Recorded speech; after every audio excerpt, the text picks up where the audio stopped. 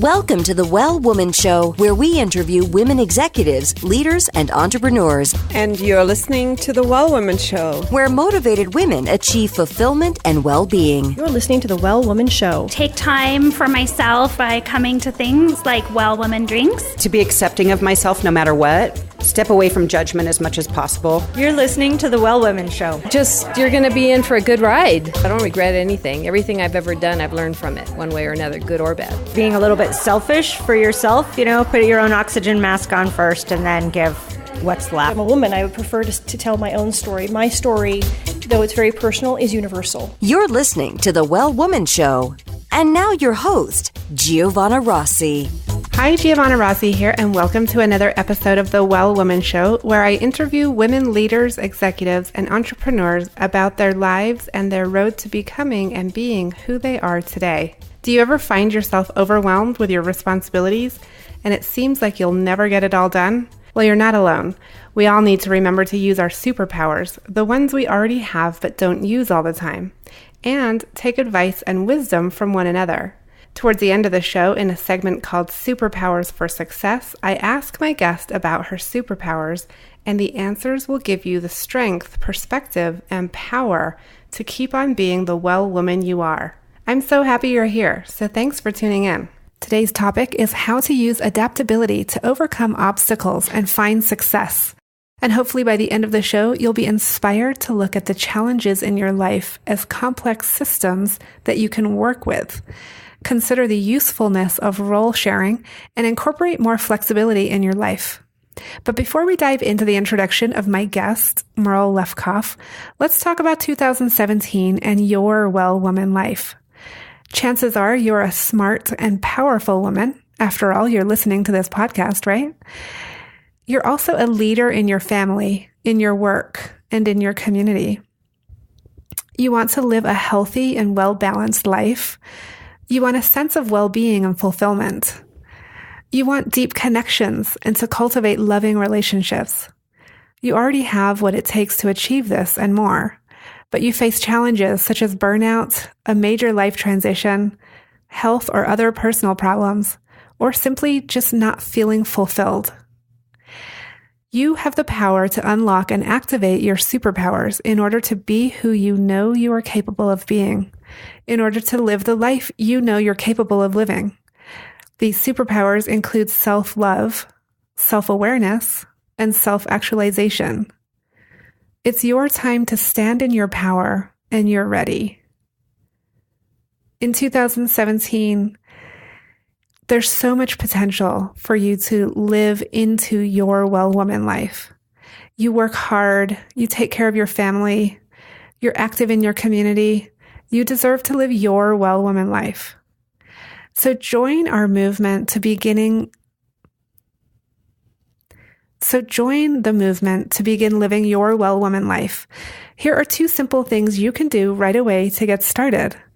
Join our Facebook community group at facebook.com/groups/wellwomanlifecommunity, or join the membership program to access a supportive community of well women, live events, and more at wellwomanlife.com/membership.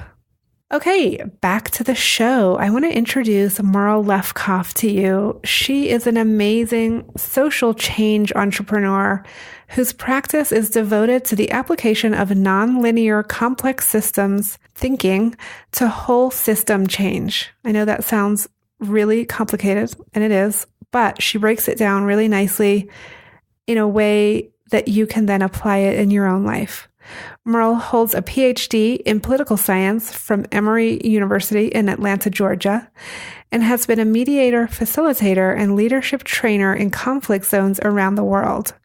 She's founder and CEO of the Center for Emergent Diplomacy, which applies the self-organizing power of complexity science to global policy agendas in order to reach resilient and collaborative agreements that address the critical issues of our time.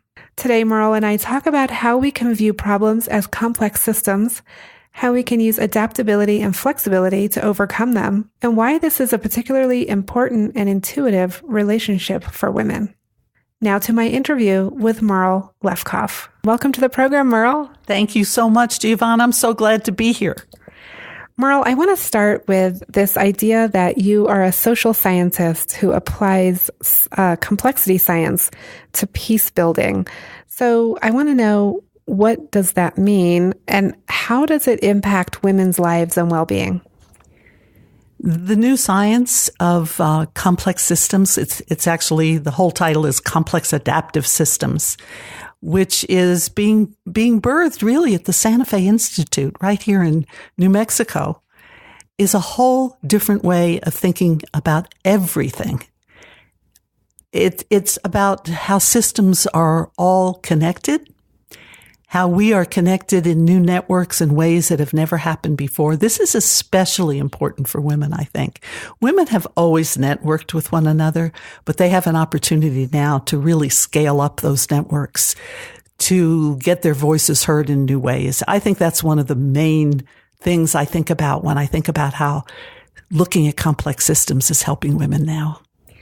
Now, which complex systems are we talking about? Can you just give us the big picture view here? Every system is a complex system if it's dynamical. The most complex system is our brain that we know of. Ecosystems are all complex adaptive systems.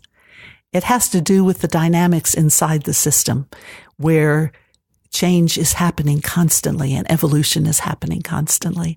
So you could say, you gather a group of friends together for dinner one evening, it becomes a little complex system because everybody is going to be talking and coming up with new ideas and dynamically interacting with one another, just like nature does. Okay. And how do we apply this information to real world issues and problems? And what does that look like? Like, how it just doesn't seem tangible. It's as I said earlier, it's a whole new way to think about problem solving. As one example, a book that came out recently, actually from the Santa Fe Institute, is a book that talks about the tyranny of objectives. Now, those of us who are planners like to do strategic plans. And what I say to my students now and when I'm facilitating groups is, forget those plans because no plan survives the first contact. In today's world, everything is changing so rapidly. And not only is it changing rapidly, but things are happening very quickly that we need to respond to in completely new ways because these things are totally unexpected. And we just had an election that talks about exactly that describes exactly what I'm saying. In complexity science, we call these events black swans. There's a whole story about black swans having been out of existence and suddenly they turned up again. So a discontinuous event that has never happened before is called a black swan, like 9/11. This election was a black swan for us. And so how are we going to cope with this? We can't cope using the same kinds of strategic linear thinking that we've always used in the past, because then we come up against blind alleys all the time. So what do we do? What is the new way of strategic planning if we're not using objectives and those kinds of things? The term in complexity science is self-organization. And when you see social movements that are building, all those young people in the last couple of nights who were unhappy about the results of the election, who came out and it was kind of like mini Occupy movements. If you'll remember watching the news the last couple nights, there was no plan for that. There was no leader calling them together. They self-organized. This is the new model of how to think about being as adaptive as possible, which is we've always thought in terms of not only linear systems, but hierarchical and mostly, frankly, patriarchal models of leadership. So even the new leadership in complexity thinking is a different model. It's more distributed. It's more emergent. It's more evolutionary. And frankly, I think women have always collaborated in these ways anyway. So now we have, shall we say, scientific validation of these models. Yeah, exactly. I was just thinking that I was going to ask you, where does that leave leadership? If people are self-organizing, what happens to leadership? So are we seeing new leaders emerge with these more distributed, emergent, collaborative ways, or are we teaching that? We're doing both, I think. Some of the best new startups in Silicon Valley, for example, they have very horizontal structures. There's usually some guy who's the genius at the top, but the way the organizations are run now is very, very different. These are young people who need to be set free from these organizational charts. You know how linear they are. Where this part of the chart is reporting to this part of the chart, reporting to this. That's gone now. And the reason for that is because there's a new entrepreneurial spirit about releasing the brain to solve these unprecedented problems that we have now, problems like global climate change. So let's get to the issue of global climate change in just a minute, but let me ask you about this idea of like getting rid of org charts and, how do organizations that have used these tools for years and decades, and how do they begin to change that? Because it might feel to them like it's complete chaos without this sort of structure. I'm laughing because one of my favorite terms in complexity science is the edge of chaos. Because physicists will tell you that the edge of chaos is the moment at which there's a possibility for what they call a phase transition. I mean, change can happen very, very quickly. And you've probably heard the term the butterfly effect. Small changes can affect the whole system. 9/11 would be an example of that, and Trump's election would be an example of that. So chaos is here anyway. To answer your question directly, I think one of the ways these organizations could move that along, because these are the new models that are going to help us solve these problems, is to truly let women rise to the top, break those glass ceilings everywhere. What about when women who rise to the top are using the old tools, though? I mean, even if they naturally have more collaborative ways of leadership, they're still using org charts and objectives and these kind of very linear structural things. We call them honorary men. That's what we call them, because they've come up through those patriarchal, hierarchical structures. This is how they've risen. They've had no choice. And the reason they haven't had a choice is because there isn't a critical mass yet. Women have everybody needs support around them. They need their allies. They need their friends to be around them and supporting the same values that they have. There is still no critical mass of women who are doing that in the kinds of organizations you and I are talking about now. We see that more again in my world of social movements, where both women and men are coming in and out of the system all the time, because the system is continually co-evolving with its leadership, which is distributed all through the system depending on what job has to be done.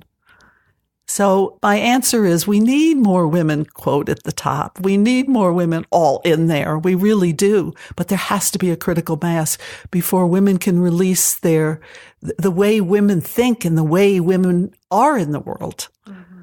So that's my answer to that. Yeah. And I just want to be really clear and kind of break this apart a little bit, because it is difficult to think about our current issues and organizations and efforts on the edge of chaos in a new complexity world and achieving anything. So like, how do, especially like, leaders who have to apply for grants and have to write reports to their funders about their progress, and, like, how does that all happen and still work towards this self-organized new system? Yeah, it isn't an either or. There are so many daily tasks where you have to have a goal, you have to have an objective, you have to work toward that. You may even want to measure whether you got there. But when it comes to systemic change, which is the world that I'm living in now, how do we change these systems that have failed us? How do we keep repeating the same mistakes over and over again and see that things are getting worse, not better, even though we're trying our best? And I believe part of that reason is because we're not thinking at a systems level. We're doing our daily, I call them Band-Aids. We're doing triage week after week, day after day. When you think at the systems level, that's when these kinds of processes really kick in, because they're the solutions are what we call emergent properties of the processes that we're undertaking, because you open up the space for those old structures to be disabled and to collapse so that new structures with new kinds of thinking can emerge. And you have to open up space for that and let go of those goals and outcomes. You might also have to let go of people to do that, right? Like, what are people naturally self-protective and protecting their own jobs so that they're not open to these kinds of changes because it might mean that they need to get out of their own way? We have to take care of ourselves. You know that. We have to take care of ourselves, especially women have to take care of ourselves because we give. I think it's important when and I've seen this happen, when you suddenly realize that there's a new model of a way to think about change. And I'm talking about positive change now with the values that we internalize and collaborate on. When you realize that, sometimes you do have to get out of the way. Can I give you a quick story? Do we have time for that? Please. I used to facilitate a lot of women's groups back in the 70s and 80s, well, the 80s mostly, 80s and into the 90s. And these were Washington policy groups of women who were trying to change policy at the national level. They were so frustrated. And the reason was when they had their meetings, they were determined not to be like the men. In other words, they would not have process that would be patriarchal in any way, which meant nobody was going to make a decision, right? And they were floundering. They were so determined not to be patriarchal that they couldn't get anything done. So when they asked me to come and help, I said, well, let's try something else. I said, there's a policy you're trying to get through. Let's say it's 6 weeks off for women after they have a baby, and this becomes federal law no matter where they work. There are different ways, different kinds of jobs that have to be done along the way. And there isn't just one person who knows how to do all of those things. So what if you guys try a process where, depending on what needs to be done this month or next month, then it's Emma's turn, right? And she makes the decisions and you can't undercut her. You can only support her. But then Emma's gone 2 months later because something else has to be done. And then it's Jody's turn. So they tried this. This is a kind of a distributed leadership model, right? Where you get the best person for that particular task, especially if it's a big task. And it seemed to work pretty well. They were having a lot of fun with it. They were getting the work done. Their meetings were a lot better, because they would defer to whoever was in charge that week or that month. And I think it worked at some level. So this is an early version of this model where you give people room to grow and to search those spaces where the solutions might be. Fascinating. Okay. Merle, I want to ask you what you're working on right now and how that impacts women. I know you're teaching a course and you're doing a lot of different things, but just very briefly, what are you working on? Well, I am teaching a graduate course in Ottawa, Canada. I'm teaching online. That's how I'm able to be home. My graduate students are high-level government employees for the Trudeau government, lucky them, all over the world. And this is a course about how to apply complexity thinking to peace building.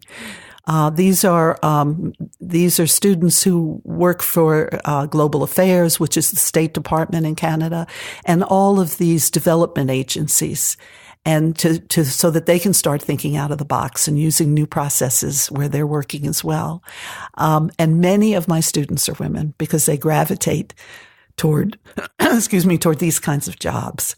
And so I'm thrilled to be able to introduce complexity thinking into the high level policy work that they do in terms of relieving poverty and stopping wars and in the development world as well. I think it must be really hard to work within a big bureaucracy like Canadian government or any government and be trying to change systems and the way that you're doing things. Yeah. And that's exactly what we're doing in this course. The work that they're doing it's part of the syllabus and part of the course is to develop scenarios. For example, we're working on a big scenario for what a future in Syria might look like, because they will be some of the people who will be doing development after this war ends. It's an endless war, but it will end eventually. What's going to happen immediately after? How do you get that ceasefire? Then how do you bring Syria back afterwards? So that's kind of an example, which forces them to start thinking in these terms in a new way. They also have to do a lot of internal work on themselves. Some of them work in war zones, as I have for decades, and you really have to do a lot of inside work. It's an inside-outside job to take these theories of letting go of outcomes to open up space, has to also be part of your own internal practice as well, which is a kind of a mindfulness practice, actually.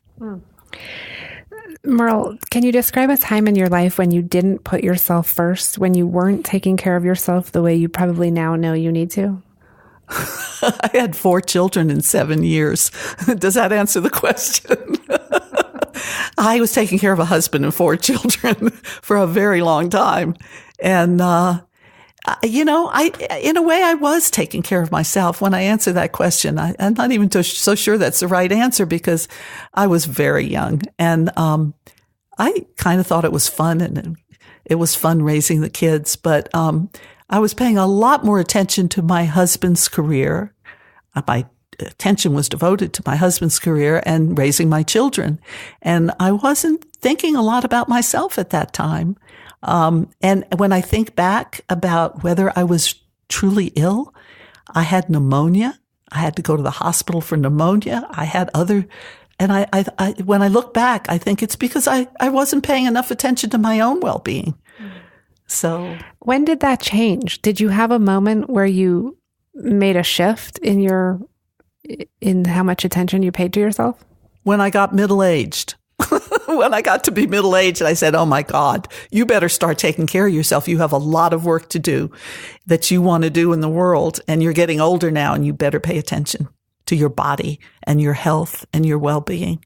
That's when it began to shift. But it was a long time before that happened. But boy, I really remember it happened very quickly when I started thinking about it. Was there a moment that inspired that, or something that happened in your life that made that happen? Yes. I was getting ready to meet some friends to go backpacking in Australia, which had been one of my dreams. And I was packing up and I fell down a flight of stairs. That's when I said, you know what? This shouldn't have happened. You weren't being mindful and attentive. You weren't paying attention. You've got to start paying attention to yourself and keeping yourself healthy and safe. And I'd never thought about that really very much before. But that's literally when it happened. By the way, I did go to Australia finally, but that's another story. Okay, Merle, we're going into a segment called Superpowers for Success. So I want to ask you a few quicker round of questions. The first one is, what does success in life mean for you? Oh, it's hard for me to talk about what success means for me without talking about success for the people that I work with. We work at a global level. And I've always seen that everything is connected that way. I can't feel successful when there's still global climate change, and it's just really going to be out of control soon, I believe, because it's exponential, the growth of climate change. when there's still growing inequality in the world and more poverty, it's hard for me to feel successful. So I don't know what else to say about that. I keep striving to make sure that we have some successes that we can talk about out there. And I think there are some, but... You have worked for many, many years with people on global issues. And when did you know that you're really good at what you do? Oh, I'm going to say I'm not good enough. I mean, look what's happening all around us. I was very lucky. I raised my family in Atlanta, Georgia, and very early on, I got to know Jimmy Carter at a very early age. And so I worked I was really young. I worked in his first gubernatorial campaign. And then to make a long story short, fast forward, who knew that Jimmy Carter was going to be president? We never dreamed. It was kind of like Trump in a way, because nobody had ever heard of this peanut farmer from Georgia. So I went to work for the campaign. I was teaching at the time, took a leave of absence from my university, and ended up spending a year consulting in the White House with Jimmy Carter. So once you've been there and you see the world at that level, and he was kind of a mentor for me because peace building was also his thing, as you remember, that kind of jump-started the career for me that I knew I would have when my children left for college. And can you describe a personal habit that contributes to your own well-being? Oh, that's easy. I meditate every day. It's just part of waking up and brushing my teeth. And I can't imagine not taking time out to have, and it doesn't have to, I've told my students this, it doesn't have to be meditation, but some kind of contemplative practice, some kind of mindfulness practice where you quiet your brain so it can be more successful for you. Mm-hmm. Yeah. What do you say to people who say, I don't have time for that? To me, it's like saying, I don't have time to go to the bathroom. I don't have time to brush my teeth. I don't have time to turn out the lights at night. You can make time for it. And we have a lot of neuroscience, a lot of science around this, which tells us that even 10 minutes a day really makes a difference. So I say no excuse. Now, just tell me very quickly what your morning routine is, because I think we need to hear exactly the steps, because people who are listening want to may already have a meditation practice, but some of us get out of the habit. We think, well, when do we fit that in? We're getting the kids ready for school. We're trying to get to a meeting. We're trying to do this and that. Everything is happening. When do you actually make that happen? I actually try to meditate twice a day. That doesn't always happen, but I always meditate first thing in the morning. And then I do a very simple, it takes about less than 20 minutes, yoga stretch. And that's how I start my morning before I do anything else. I do my meditation and it's a short meditation, usually no more than 15 minutes. And then I do my little yoga thing. And then I have my cup of tea. I don't drink coffee. And then finally I open my computer. So I just think you have to, you just have to get centered. You have to get settled in the morning when you wake up. Do you sleep with your phone near you? Absolutely not. It's as far away from my bed as it can possibly be. But I do every night sleep with a novel next to my bed. Oh, that's good. I read fiction at night because I have to read so much other stuff that isn't fiction. It's a good thing to do before you go to sleep. Well, that was one of my questions is, what are you reading right now? What's on your nightstand? Oh, I just finished All the Light We Cannot See. It's a wonderful novel. I don't specialize in war novels just because I work in conflict zones, but this is a remarkable novel about World War II and the occupation of the French occupation during World War II. It's a remarkable novel. Merle, what superpower did you discover you had only to realize it was there all the time? Oh, that's such an interesting question. A superpower that I had? At this point in my life, probably longevity. I have to say it, Giovanna. Right? I didn't think at my age, which will not go public right now, at my age that I'd still be working full blast at this time. So, it's that's if I have a superpower, that's it. I'm still going strong long after almost all my peers have retired. So commitment and consistency and sticking to it. Yeah. What advice would you give your 25 or 30-year-old self?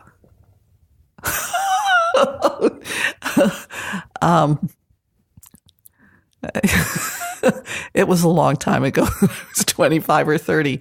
What advice I would give would be to pay more attention to the world and what was happening around me. I was so focused on my children but there's a whole world out there. And I think in retrospect, it would have helped my children if I had been more connected, as I was finally when I started getting involved in politics, with Jimmy Carter. If I'd been more connected with what was going on in the world, I might have given them, more of the value system that I feel so strongly about today.